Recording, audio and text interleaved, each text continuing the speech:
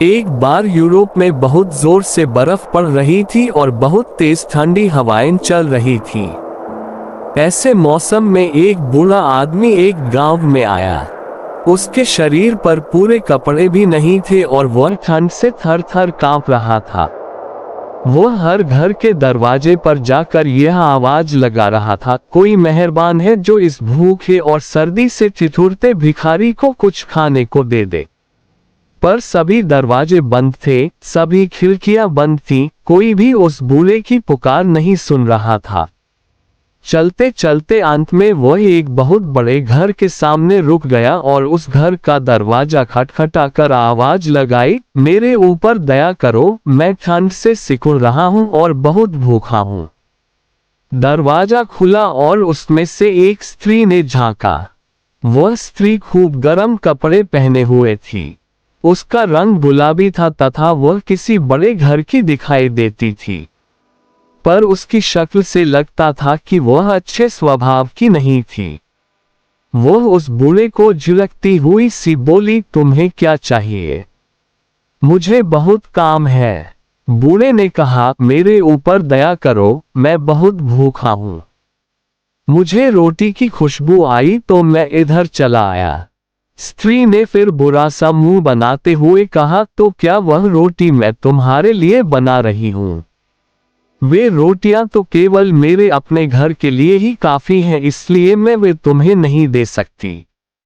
और वह दरवाजा बंद करके वहां से अंदर चली गई। बूढ़ा कुछ पल तो वहां खड़ा रहा और फिर वह वहां से यह कहता हुआ चला गया, मैं इस घर को याद रखूंगा। फिर वह ये कहता रास्ते पर चलने लगा, कोई दयालु मेरे ऊपर दया करे, इस भूखे को खाना दे, मैं सर्दी से ठिठुर रहा हूं। पर ठंड बहुत थी, इसलिए सभी घरों के दरवाजे बंद थे, सभी खिड़कियां बंद थीं। आखिर उसने एक झोपड़ी का दरवाजा खटखटाया। दरवाजा खुला और उसमें से एक स्त्री ने बाहर देखा। उसने फटे कपड़े पहने हुए थे और उसके पैर भी नंगे थे, लेकिन वह स्त्री बहुत दयालु लग रही थी। जैसे ही उसने एक बूढ़े आदमी को ठंड से सिकुड़ते हुए देखा तो बोली, अरे तुम इस समय बाहर कैसे? आओ आओ, अंदर घर में आ जाओ और रसोई में बैठकर थोड़े गर्म हो लो। बाहर तो बहुत ठंडा है। उसने उस अजनबी का हाथ पकड़ा और सहारा देकर उसे रसोई घर में ले गई। वहीं उसके 3 बच्चे रात का खाना खाने के लिए मेज पर बैठे हुए थे। उसने बच्चों से कहा, बच्चों, अजनबी को बैठने के लिए एक कुर्सी दो। उसके तीनों बच्चे तुरंत उठे और एक कुर्सी लाकर आग के पास रख दी।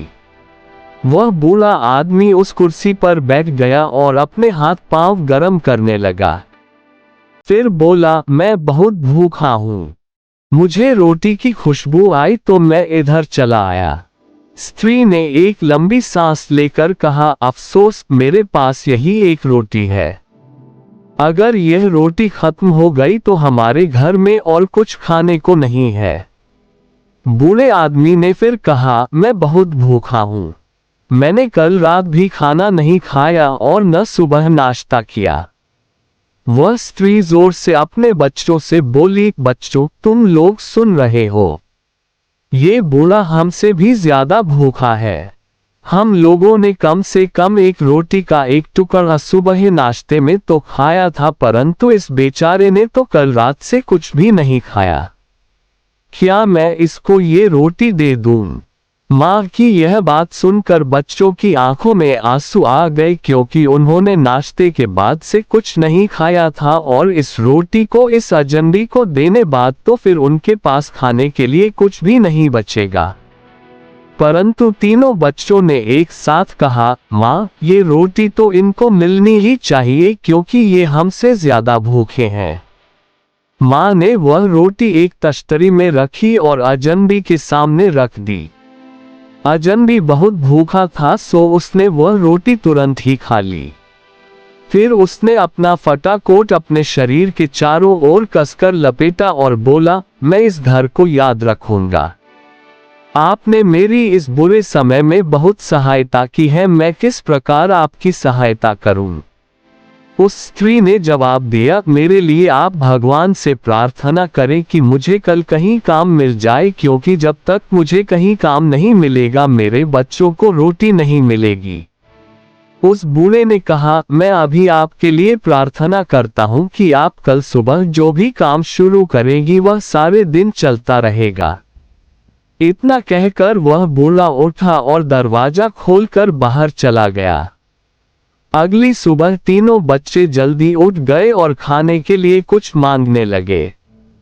उस स्त्री ने एक आह भरी और बोली, मेरे प्यारे बच्चों, तुम्हें मालूम है कि घर में जो कुछ भी था वह सब कल रात मैंने उस अजनबी को दे दिया था। अब तो घर में कुछ भी नहीं है, पर हाँ, मेरी टोकरी में एक लाल रंग का कपड़ा पड़ा है।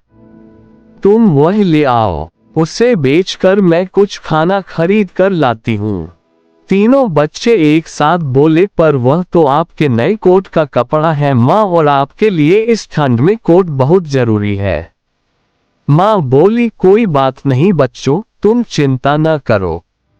अभी तो तुम लोग नापने के लिए गज ले आओ ताकि यह पता चल सके कि वह है कितना। एक बच्चा उठा और कपड़ा और गज दोनों ले आया और उस स्त्री ने उस कपड़े को नापना शुरू किया। 1 गज, 2 गज, 3 गज, 4 गज, ये क्या? ये कपड़ा तो खत्म होने पर ही नहीं आ रहा, और मुझे अच्छी तरह याद है कि यह कपड़ा 3 गज से ज्यादा नहीं था। अभी कितना और है? 5, 6, 7, 8 गज। यह क्या हो रहा है? 9, 10, 11, 12 गज। हे भगवान, हम पर दया करो, ये कपड़ा तो खत्म ही नहीं हो रहा। 13 गज, 14 गज। ऐसा लग रहा था कि जैसे वह कपड़ा अनगिनत गज लंबा हो गया हो और खत्म होने पर ही ना आ रहा हो। उसने सुबह ये काम शुरू किया था और दोपहर तक उसका वह छोटा सा कमरा उस लाल कपड़े के ढेर से भर गया। बच्चे खुशी से बाहर भागे और पड़ोसियों को खबर दी। पड़ोसी भी इस जादू को देखने आए और कपड़े के ढेर को देखकर आश्चर्य से बोले, अरे तुम्हें इतना कपड़ा कहाँ से मिला? स्त्री ने कोई जवाब नहीं दिया और उसके हाथ कपड़ा नापते रहे और नापते रहे, और यह काम सूरज डूबने तक चलता रहा और चलता रहा। उस समय तक उसकी छोटी सी झोपड़ी उस खूबसूरत लाल कपड़े से भरी पड़ी थी। अब वे लोग गरीब नहीं रहे। उस लाल कपड़े को बेचकर उन्होंने बहुत धन कमाया। ऐसी बातें छिपी नहीं रहती। ये खबर उस बुरे स्वभाव वाली स्त्री के पास भी पहुंची जिसने उस बूढ़े को उस रात दुत्कार कर भगा दिया था। उसने सोचा, ओह, लगता है वह बूढ़ा आदमी कोई जादूगर था। अगर मैं उसे उस दिन न भगा देती तो वह मुझसे भी यही कहता कि कल सुबह तुम जो काम भी शुरू करोगी वह सारा दिन चलता रहेगा। अगर अब की बार वह इधर आया तो मैं उसे जितनी रोटी की जरूरत होगी उतनी दे दूंगी, और फिर मैं देखती हूँ कि गांव में सबसे अमीर कौन होता है। अब उसके दरवाजे और खिड़कियां हमेशा खुली रहती और वह भी सड़क पर हर आने जाने वाले पर नजर रखती।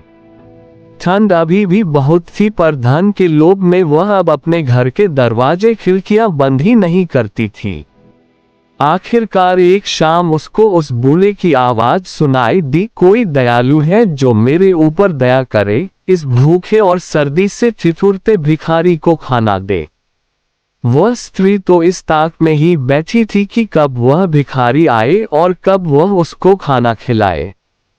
सो जैसे ही उसने उस भिखारी की आवाज सुनी उसने तुरंत ही उसको बुलाया और कहा, आओ आओ, अंदर आ जाओ, इसे अपना ही घर समझो। ये लो, इस कुर्सी पर बैठो और एक प्याला चाय पीकर थोड़ा गर्म हो लो। बोलो, मैं तुम्हारी क्या सेवा कर सकती हूँ? वह बूढ़ा कुर्सी पर बैठ गया और चाय पीता हुआ बोला, मैं बहुत भूखा हूँ, रोटी की खुशबू आई तो इधर चला आया। अरे तुम भूखे हो? ये लो रोटी, सब्जी, दाल, चटनी आदि, और जितना चाहे उतना खाओ। चाहे मैं भूखी रह जाऊं परंतु मैं तुम्हें रोटी जरूर खिलाऊंगी। उस रात बूढ़े ने बहुत अच्छा खाना खाया। खाना खाकर वह बोला, बहुत बहुत धन्यवाद, मैं इस घर को याद रखूंगा। स्त्री ने उत्सुकता से कहा, और क्या?